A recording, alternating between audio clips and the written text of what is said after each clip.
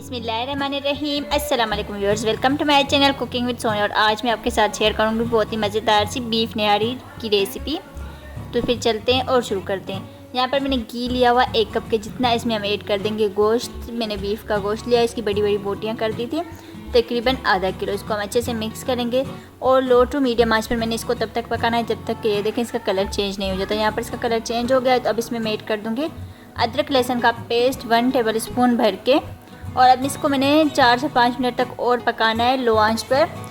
ये देखें इस तरह से हमने इसको पकाते रहना है। अब इसमें मैं ऐड कर दूँगी प्याज। एक मैंने मीडियम साइज़ की प्याज ली थी, इसको मैंने रफली सा काट लिया है, ये मैं इसमें ऐड कर दूँगी। और फिर से हम इसकी बुनाई करेंगे 2 मिनट तक।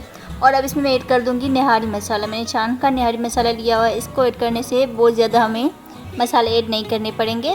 तो ये मैंने हाफ़ पैकेट लिया हुआ है। अगर आप 1 किलो गोश्त ऐड कर रहे हैं तो आपने पूरा पैकेट इसमें ऐड कर देना है। अच्छे से मैं इसको भूनूंगी 2 से 4 मिनट तक। इसको और मैंने भूनना है जब तक कि इसकी अच्छी सी खुशबू नहीं आ जाती। इसकी बहुत ही प्यारी सी खुशबू होती है, वो हमने इसकी निकालनी है। ठीक है, वो आना स्टार्ट हो जाए तो हम और मसाले ऐड करेंगे। तो नमक इसमें मैं ऐड कर दूँगी 1 टीस्पून।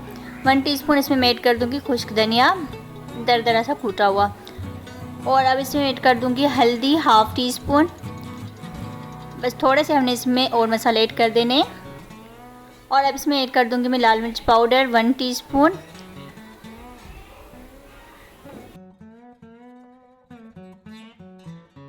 और अब इसमें ऐड कर दूंगी मैं कश्मीरी लाल मिर्च 1/2 टीस्पून। इसको ऐड करने से इसका कलर बहुत ही प्यारा सा हो जाएगा, मज़ेदार से कलर आएगा।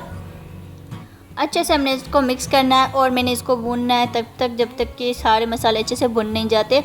अगर ज़रूरत पड़े तो थोड़ा सा हम इसमें पानी भी ऐड करेंगे ताकि मसाले नीचे से जले ना। हमने मसालों को जलाना नहीं है, बस सिर्फ भूनना है। तो यहाँ पर ये देखिए कितनी ज़बरदस्त से भून गए हमारे मसाले भी। थोड़ा थोड़ा मैंने इसमें पानी भी ऐड किया था। अब इसमें मैं ऐड कर दूँगी पानी, तकरीबन 1.5 किलो पानी हम इसमें ऐड कर देंगे। अच्छे से इनको हमने मिक्स करना है।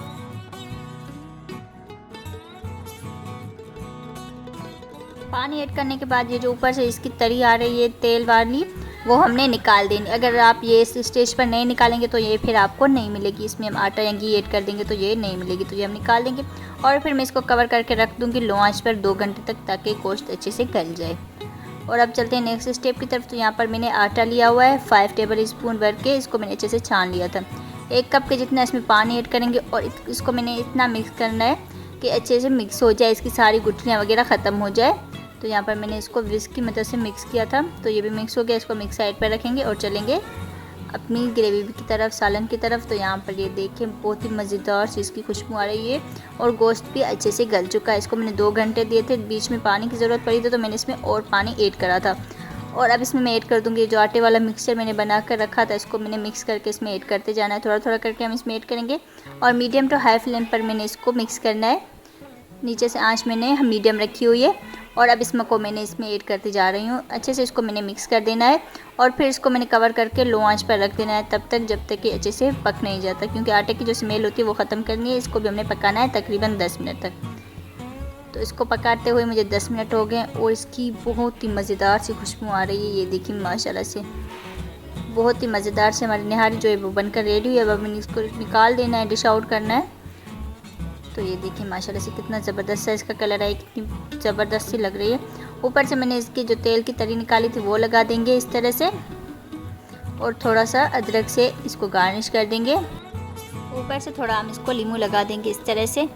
तो अगर आपको मेरी ये रेसिपी अच्छी लगी तो प्लीज़ लाइक ज़रूर कर दें, और अगर चैनल पर नए तो चैनल को सब्सक्राइब करना ना भूलें। तो आप लोगों का बहुत बहुत शुक्रिया।